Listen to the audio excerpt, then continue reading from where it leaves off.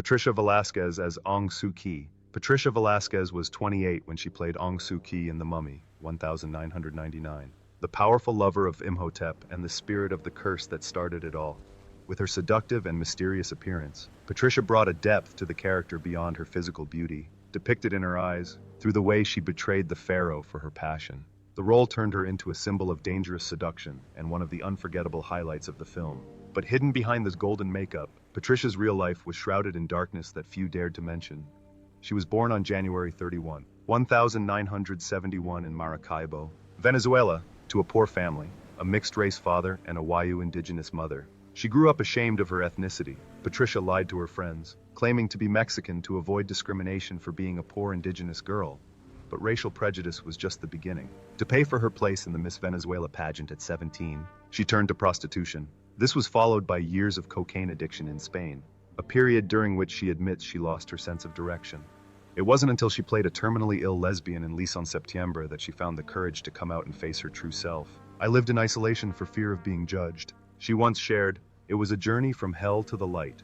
Patricia traveled across France and the United States, signing modeling contracts with top brands, and appearing in major films and hit shows like CSI Miami. She became the first Latina model to appear on the cover of CoverGirl magazine and used her fame to advocate for the Wayu community. Although she was sometimes overwhelmed by pressure, addiction, and prejudice, Patricia never gave up on her mission to be true to herself and help others. As of 2025, Patricia Velasquez is 54 years old, with an estimated net worth of $3 million. Once a Wayu girl who hid her identity, she is now a symbol of truth and healing. The image of her sitting on the cover of her memoir Straight Walk, her eyes steady and filled with emotion, has become a symbol for countless women who have been suffocated by fear. Aharoni Pale as Pharaoh Seti I. In 1999, at the age of 58, Aharoni Pale appeared in The Mummy as Pharaoh Seti I, the supreme king of ancient Egypt who discovers the forbidden love affair between Imhotep and Ankhesenamun. Pale's role as Seti I is more than just a pharaoh. He is a symbol of punishment, power, and fate. Although he only appears in a flashback, his appearance marks the beginning of the entire terrifying curse that dominates the series. Born on December 27, 1941 in Morocco, Aharoni Pale immigrated to Israel with his family when he was a child and grew up amidst the hardships of the post-World War II immigration wave. After serving in the Israeli army, he left his homeland and moved to London alone to attend drama school. Starting out in television plays, his role as Jesus Christ in Christ Crucified brought him to the limelight, but it was only the beginning of a long and difficult journey. Pale struggled to establish himself in the Western entertainment industry, where he was often pigeonholed into Middle Eastern or religious roles.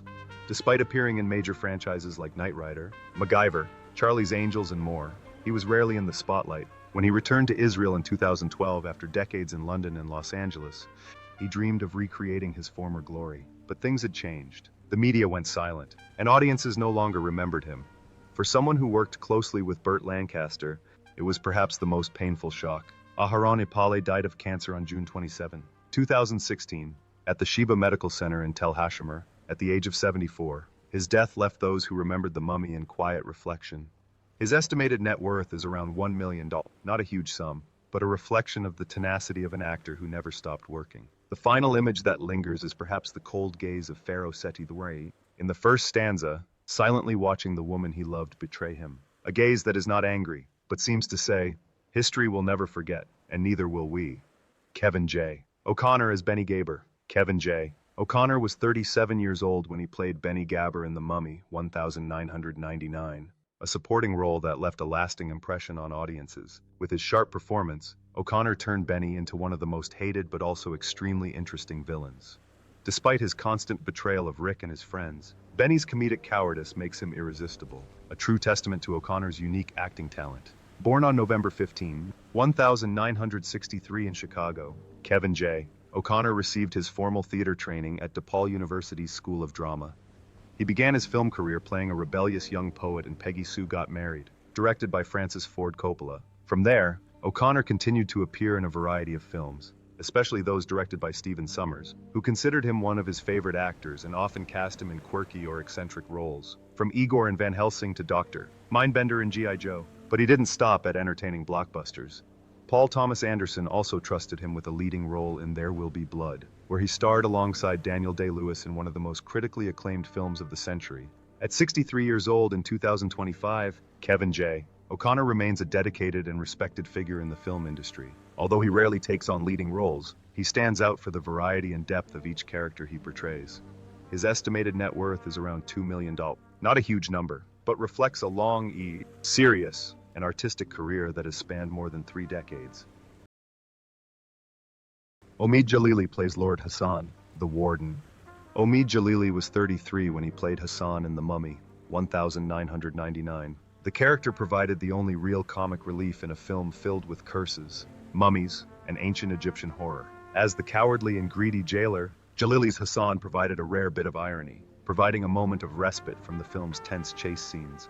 Although he only appears in the first act of the film, his signature charm and expressiveness make this a great comedic performance. Born in the space between two worlds, Jalili has never really felt like he belongs anywhere. He was born on September 30, 1965 in London to Iranian Baha'is, a religious minority persecuted throughout the Middle East.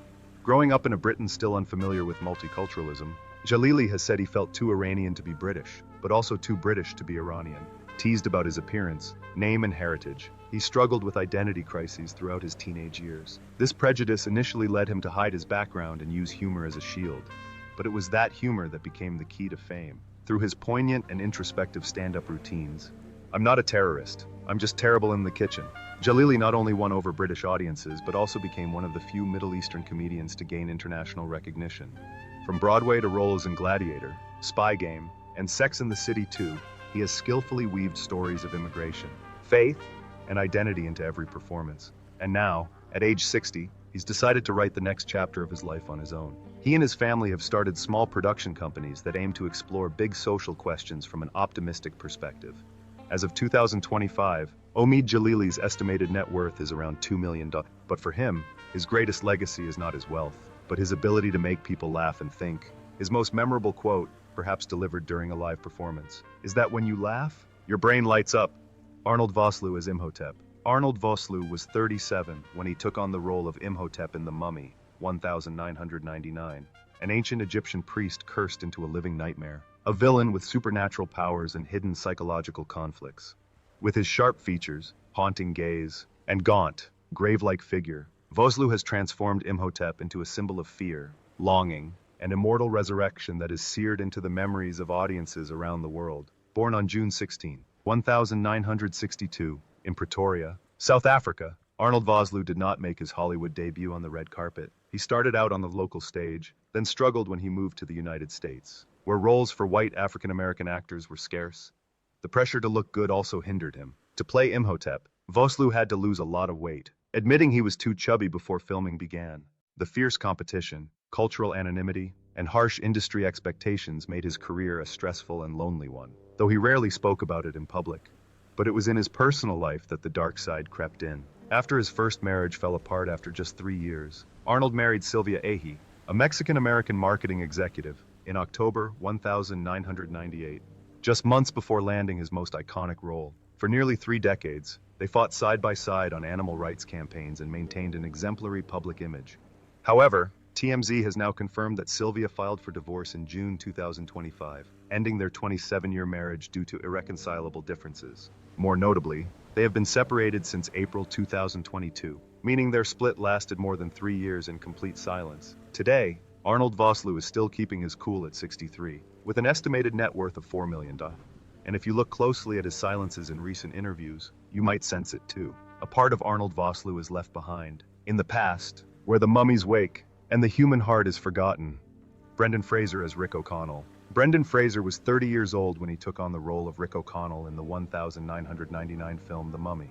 A brave, intelligent, and charming explorer who led the entire journey to find the mummy and uncover ancient secrets.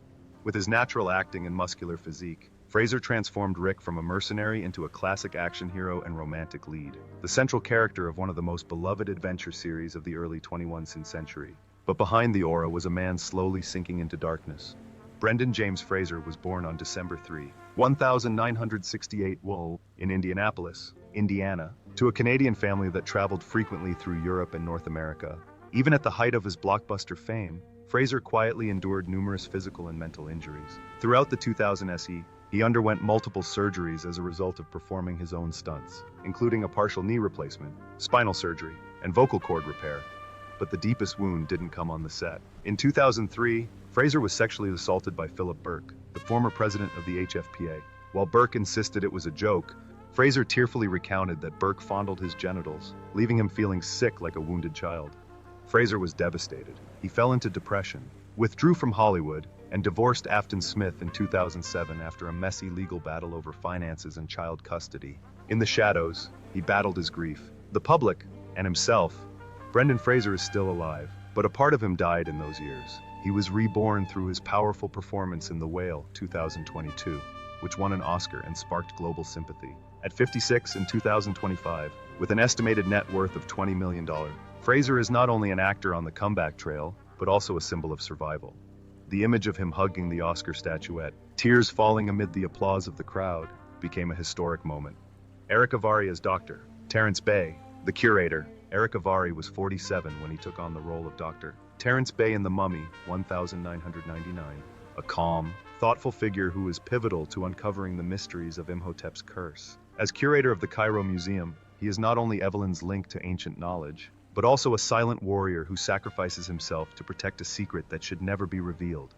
With his intelligent eyes and classic demeanor, Avari brought incredible depth to this supporting role, leaving a lasting impression on the audience. But behind the man who plays an Egyptian is a journey filled with inner conflict and social prejudice. Born on April 13, 1952 in Darjeeling, India, into a prominent Parsi Zoroastrian family, Eric Avari is a descendant of Jamshedji Framji Madan, one of the founders of Indian cinema. But his heritage hasn't made his path in Hollywood any easier. Avari has been candid about how for decades he was pigeonholed into marginal roles, from Arab to Indian, from clerics to terrorists, simply because of his heritage. Though he has portrayed more than 24 different ethnicities on screen, those invisible lines have made him feel seen, but never truly acknowledged. He was once invited to audition for a role he had previously played, but was turned down because he didn't look American enough. Avari never spoke out against it, but he fought his way through it, quietly and steadily, never giving up. By the time he moved to Los Angeles in 1991, he was a critically acclaimed stage actor. He then went on to achieve new heights in film and television with appearances in Stargate, Independence Day, Planet of the Apes, Hachi, A Dog's Tale, and most recently, Nicodemus in The Chosen. This role marked a turning point and a graceful farewell, as he almost announced his retirement afterward. As of 2025, Eric Avari is 73 years old, with an estimated net worth of $1 million. With over 100 roles in his career, his true worth lies in his ability to overcome prejudice without losing his identity. One of his most haunting images comes in the play The Chosen, when Nicodemus weeps, unable to abandon his social status in pursuit of his faith. Oded Fehr was 28 when he played Ardeth Bey in 1999's The Mummy, a role that defined the classic Mummy series. As the fierce leader of the Medjay tribe, Ardeth Bey is not only a loyal ally to Rick and Evelyn, but also a mystical symbol associated with the film's exotic Eastern soul. With his sharp eyes, calm demeanor, and deep voice, Fehr has conquered global audiences and helped make The Mummy a box office phenomenon. Born on November 23, 1970 in Israel, Oded Fehr entered Hollywood with many challenges. Coming from the Middle East, he had to overcome prejudices and was often cast in dangerous or mysterious roles due to his distinctive appearance. However, he overcame those limitations and asserted his position with impressive roles in Resident Evil, Sleeper Cell, NCIS, and even voicing Osiris in the video game Destiny 2. Although he has never had any serious accidents or scandals, Fehr has shared that working in such a high-pressure environment has taught him resilience and confidence in every appearance. Oded Fehr's marriage is also a rare story of peace and longevity in Hollywood. He met his wife, Rhonda Tollefson, at the Los Angeles Opera House on December 22, 2000, a fateful moment that he still cherishes. Rhonda has been not only his wife but also his companion in every step of his life. They have 3 children together, a son named Atticus and 2 daughters, Finley and Azalea. Despite his fame, Fehr has maintained a private and quiet family life, a rarity in the Hollywood spotlight. Now 54 years old in 2025, Oded Fehr continues to work steadily in the entertainment industry with an estimated net worth of $3 million. He has not only conquered the film industry but also ventured into television and gaming, demonstrating versatility and longevity throughout his career. Even after more than 2 decades since his first appearance with a sword strapped to his back in The Mummy, the image of Ardeth Bey still lives on in the hearts of audiences. Rachel Weisz as Evelyn Carnahan. In 1999, at the age of 29, Rachel Weisz became globally famous for her role as Evelyn Carnahan in The Mummy, portraying a witty, intelligent, and courageous Egyptologist. Weisz is more than just a female companion to Rick O'Connell. She is the central character in the journey to explore Hamunaptra and face the curse of the mummy. Evelyn is a unique combination of education and survival instinct, a female lead that stands out from most male-dominated adventure films. Rachel Hannah Weisz was born on March 7, 1970, in Westminster, London. Although she was widely regarded as an English rose with classic beauty and academic grace, her personal life was a quiet roller coaster. In 2001, she began a relationship with director Darren Aronofsky, a romance that lasted nearly a decade, leading to an engagement and the birth of their son, Henry. But in 2010, they announced their separation. Shortly afterwards, Rachel surprised the public by marrying James Bond actor Daniel Craig in a secret ceremony attended by just 4 people. The couple have kept their relationship private, splitting their time between London and Brooklyn. And in 2018, they welcomed their daughter Grace, a quiet family that closed the door on their private life. Success didn't come easy for Rachel Weisz, and sustaining it was even harder. At a time when Hollywood rarely empowered female action leads, Weisz had to fight to make sure Evelyn didn't become a damsel in distress. She's never been involved in a tabloid scandal, but she's spoken about the exhaustion of working tirelessly to maintain her place in an industry that prizes youth and looks. Being a mother, a wife, and an A-list actress all have to be balanced at the same time. These quiet pressures aren't always spoken about, but they're reflected in her calm gaze and multi-dimensional performance on screen. Today, at 55, Rachel Weisz remains a symbol of elegance and resilience in the film industry. Her estimated net worth is around $40 million, thanks largely to her critically acclaimed roles in The Constant Gardener, the Oscar-winning The Favorite, the BAFTA-winning Black Widow, and the upcoming Thunderbolts 2025. In a viral video from 2024, a former New York neighbor shared that Rachel and Daniel lived on the floor above me for 10 years, and they were always kind, quiet, and polite. Perhaps that is the most authentic image of her, a quiet, calm star. Bernard Fox as Winston Havelock. In 1999, at the age of 71, Bernard Fox appeared in the blockbuster The Mummy, playing Winston Havelock, an eccentric but charming British pilot. His character was a unique one, a strange gentleman in the dead desert, imbued with the romantic spirit of a bygone era of adventure. However, behind the seemingly brief role was a legendary veteran who spent most of his life in the limelight. Bernard Fox, born Bernard Lawson, was born on May 11, 1927 in Port Talbot, Wales. He is the 5th generation of an artist family. He started acting when he was 18 months old, and by the age of 14, he was working as an assistant theater manager. But the road was not easy. A nomadic life, an unstable childhood, and the pressure to inherit a family legacy left him torn between passion and destiny. He later turned to Hollywood to escape that burden. His career initially took off, but after The Mummy, it began to decline. At that time, Hollywood's tastes were changing. Quirky supporting roles were being replaced by younger faces. Fox has said that the pressure to always make people laugh has caused him to have a mental breakdown, despite maintaining a private and professional public image. On December 14, 2016, Bernard Fox died of heart failure at Valley Presbyterian Hospital in Van Nuys, California, at the age of 89. His net worth at the time of his death was estimated at $3 million, a modest sum for a career that spanned more than 100 roles over 5 decades. And finally, the lingering image is of Winston Havelock looking up, taking a sip of wine, and talking about death as if it were his last flight. Stephen Dunham Chungvai Henderson. At the age of 33, Stephen Dunham appeared in the 1999 film The Mummy as Isaac Henderson, a witty gunman and member of a mercenary team exploring Hamunaptra. His performance brought laughter to the tense atmosphere and left a deep impression with the character's tragic end when the mummies rose. Few people knew that behind that smile was a man struggling to survive in the high-pressure world of Hollywood. Born September 14, 1964, in Boston, Massachusetts, Stephen Dunham, born Stephen Dunham Bowers, grew up in Manchester, New Hampshire, in a working-class family. Before becoming an actor, he spent years struggling with supporting roles, failed auditions, and living in the shadow of more famous stars. During that time, his marriage to actress Alexandra Lee was his only support in an uncertain career. Despite his constant appearances in television and film, from Monster-in-Law to Dag to Get Smart, Dunham was constantly on the run to avoid being forgotten. He spoke about the exhaustion of working non-stop just to stay relevant, a silent pressure that Hollywood never talked about. Stephen Dunham died suddenly on his 48th birthday, September 14, 2012, of a heart attack while in Burbank, California.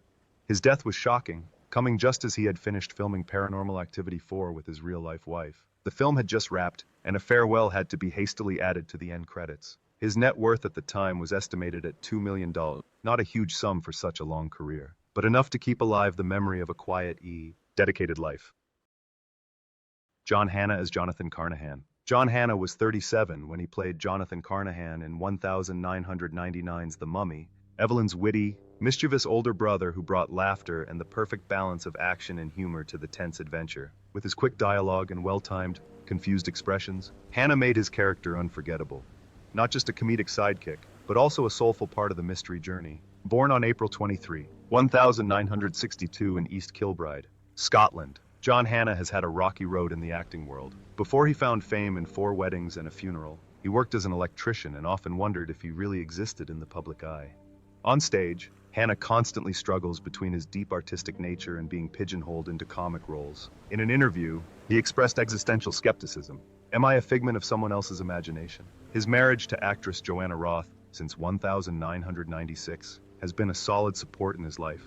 But even that didn't shield him from feeling lost between the stage and reality. With 2 children and a family to support, Hannah has shared his loneliness as he tries to balance commercial films with his deep passion for theater.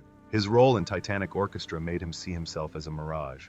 As of 2025, John Hannah is still alive at the age of 63. With an estimated net worth of $6 million, he has chosen a quiet life, focusing on his art and family.